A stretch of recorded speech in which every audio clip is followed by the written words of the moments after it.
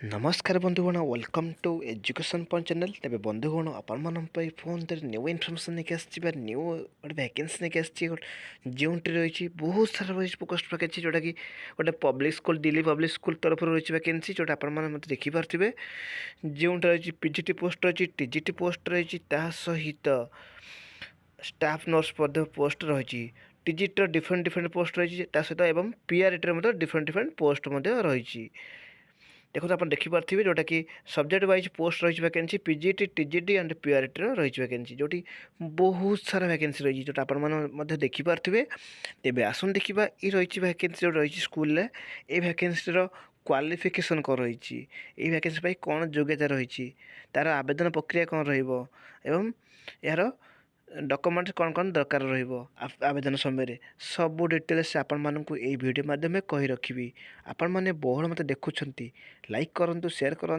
और सब्सक्राइब मत कर रखु देखूँ आपड़ जदि लाइक शेयर सब्सक्राइब कर मत एनकरेज मिलूँ मोटिवेशन मिलूँ आउरी न्यू न्यू अपडेट इनफर्मेशन सबुदिन मुझे आनीपारुची तेज देखो रही वैकेंसी ये जो public school Delhi public school तरफ रही वैकेंसी से वैकेंसी केते बड़ निजुक्ति आप देखिपे तो आप क्लीयर देखिपे जोटा कि पीजीटी अच्छी बहुत सारा सब्जेक्ट टीजीटी रही डिफरेंट डिफरेंट सब्जेक्ट मानक पीआरटी पोस्ट रही सहित different different art and craft and physical education यही बहुत सारा वैकेंसी ता सहित स्टाफ नर्स पोस्ट रही वैकेंसी जोटा आप देखिपे तेज आसन देखा यार क्वालिफिकेशन कौन रोचे आवेदन प्रक्रिया कौन रोचे शिक्षात योग्यता कौन रही आवेदन प्रक्रिया केमती करा सब डिटेल्स ये वीडियो माध्यम कही रखी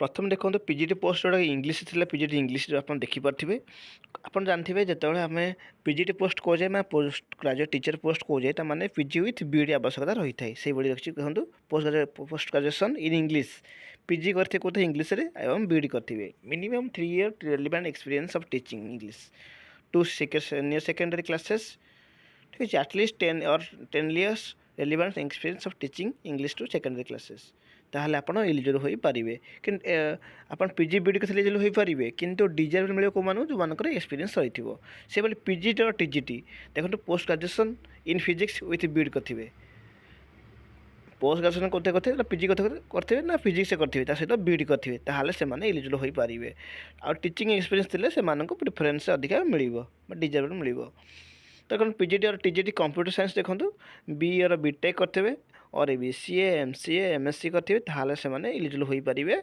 कंप्यूटर साइंस पीजीटी पोस्ट पाई तो आपन जदि टीजीटी आवेदन कर मतलब बैचलर और master degree in any science subject जमीक मैथमेटिक्स थो ताहले आप एलिजिबल हो पारे एवं with post graduation diploma in computer application कर आवश्यकता रही माने बैचलर और मास्टर डिग्री सहित आपड़ post graduate diploma in computer application कर आवश्यकता रही और post graduation degree in any subject post graduation diploma in computer application बहुत कर आवश्यकता रही एलिजिबल हो पारे जदि आप टीचिंग एक्सपीरियंस रही डिजायबल मिल देखो टीजीटी इंग्लीश देखो post graduation in English and B Ed desire मिले कौ मान ना 3 year relevant experience teaching English ताहले आप एलिजिबल हो पारे से टीजीटी संस्कृत देखो post graduation in science sorry in Sanskrit and B Ed TGT art देखो post graduation in fine arts and B Ed करेंगे ताहले एलिजिबल हो पारे जदि आपंकर टीचिंग एक्सपीरियंस रही ताहले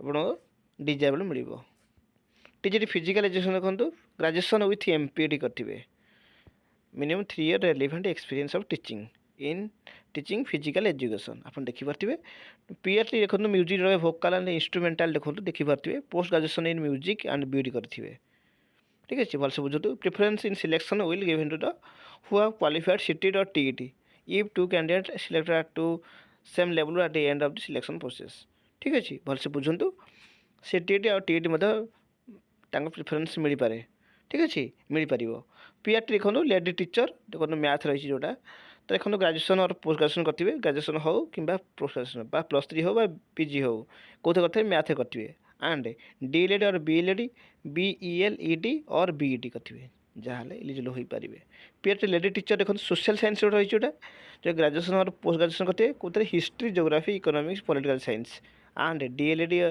और बीएलएड और बीईडी करेंगे ତାହେଲେ ମଧ୍ୟ ଏଲିଜିବଲ୍ ହୋଇପାରିବେ। ଯଦି ସେମାନଙ୍କର ଟିଚିଂ 3 ଇୟର୍ ଏକ୍ସପିରିଏନ୍ସ ଅଛି ତାହେଲେ ମଧ୍ୟ ଏଲିଜିବଲ୍ ହୋଇପାରିବେ, ଯାହାକୁ ଡିଜେବଲ୍ ଅଧିକା ମିଳିବ।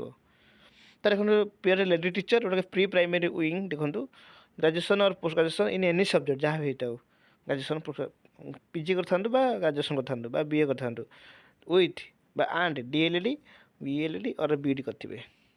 ঠিক আছে, preference will given to the D El Ed or B El Ed holders and CTT TT qualifiers if done BEd candidate must have completed bridge course from NIOS।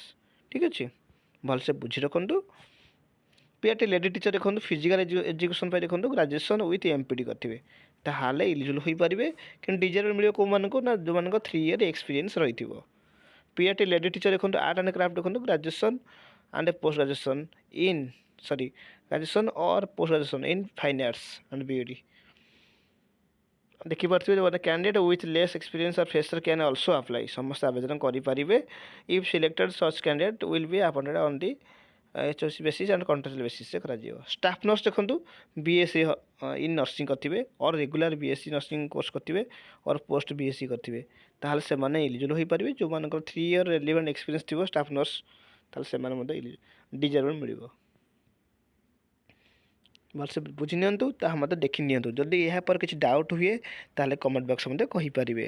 ଦେଖନ୍ତୁ ଆପଣମାନଙ୍କ ସବୁ ଡାଉଟ୍ ଆଇ ହୋପ୍ କ୍ଲିୟର୍ କରିଦେଇଥିବି। ତ ଆପଣଙ୍କର ଯାହା ବି ଶିକ୍ଷାଗତ ଯୋଗ୍ୟତା ରିଲେଟେଡ଼୍ ମାନେ ଡାଉଟ୍ ଥିଲା ତ ସବୁ ଡାଉଟ୍ କ୍ଲିୟର୍ ହେଇଥିବ। ବର୍ତ୍ତମାନ ଦେଖିବା ଆବେଦନ ପ୍ରୋସେସ୍ କ'ଣ ରହୁଛି ବା ଆବେଦନ ପ୍ରକ୍ରିୟା କ'ଣ ରହୁଛି। ତେବେ ଦେଖନ୍ତୁ ଏଠି ମେନସନ୍ ରହିଛି, ଦେଖନ୍ତୁ ଆପ୍ଲାଏ ଆପଣ କେବେ କରିବେ 27/1/2026 ଆଗରୁ ଆପଣ ଆବେଦନ ନିହାତି କରିବେ। ତ ଆବେଦନ ସମୟରେ କ'ଣ ଡକ୍ୟୁମେଣ୍ଟସ୍ ଦରକାର ତାହା ମଧ୍ୟ ଆପଣମାନଙ୍କୁ କହି ରଖିବି। ଦେଖନ୍ତୁ ଗୋଟେ ଆପ୍ଲିକେସନ୍ ଫର୍ମାଟ୍ ଦେବେ।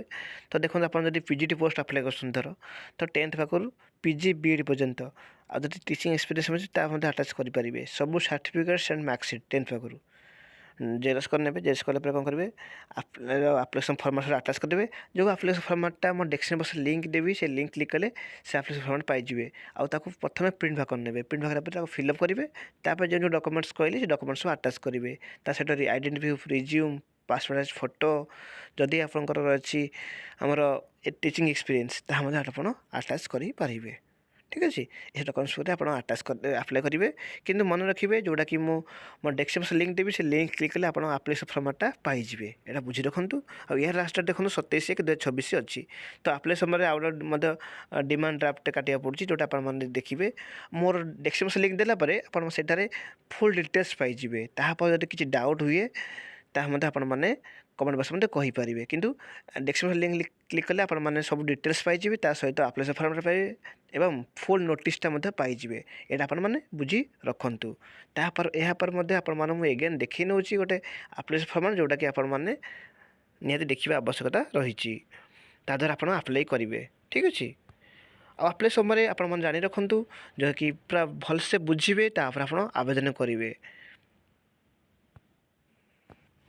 ଦେଖନ୍ତୁ ଏଇଟା ହେଲା ଆପ୍ଲିକେସନ୍ ଫର୍ମାଟ୍, ଯେଉଁଟାକି ମୋ ଡେସ୍କ୍ରିପସନ୍ ବକ୍ସରେ ଲିଙ୍କ୍ ଦେବି। ସେ ଲିଙ୍କ୍ କ୍ଲିକ୍ କଲେ ଆପଣମାନେ ପାଇଯିବେ। ଏହାକୁ ପାଇବା ପରେ କ'ଣ କରିବେ, ପ୍ରଥମେ ପ୍ରିଣ୍ଟ ବାହାର କରିଦେବେ। ତାପରେ ଆପଣମାନେ ଆବେଦନ କରିବେ। କିନ୍ତୁ ଆପଣ ବୁଝନ୍ତୁ, ଯେଉଁ ଡେସ୍କ୍ରିପସନ୍ ଲିଙ୍କ୍ ଦେଇଥିବି ସେ ଲିଙ୍କ୍ରେ ମଧ୍ୟ ଆପଣମାନେ ଫୁଲ୍ ଡିଟେଲ୍ସ ନୋଟିସ୍ଟା ମଧ୍ୟ ପାଇବେ। ଆପଣମାନେ ଏଇଟା ବୁଝି ରଖନ୍ତୁ। ମୁଁ ଏଗେନ୍ ମଧ୍ୟ ଆପଣମାନଙ୍କୁ କହି ରଖିଲି, ଯାହାଦ୍ୱାରା ଆପଣଙ୍କର ସବୁ ଡାଉଟ୍ କ୍ଲିୟର୍ ହୋଇଯିବ। ଠିକ୍ ଅଛି, ଭିଡ଼ିଓଟି ଭଲ ଲାଗିଲେ ଲାଇକ୍ କରିଦେବେ, ସେୟାର କରିଦେବେ। Thank you for this watching.